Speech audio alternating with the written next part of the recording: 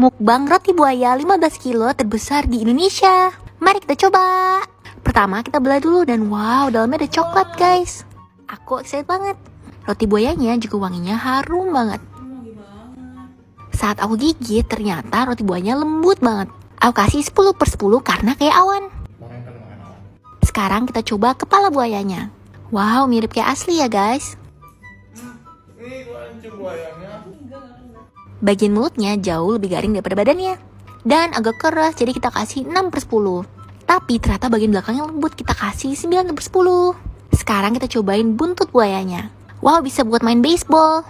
Saat digigit ujungnya keras, tapi tengahnya lembut, mirip kayak baget, kita kasih 7/10. Sekarang kita cobain kaki buayanya. Menurut kalian mirip gak? Ternyata bagian kakinya banyak bagian yang lembut, kita kasih 9/10. Kalau menurut kalian bagian mana yang terlihat paling enak? Komen ya, selamat mencoba!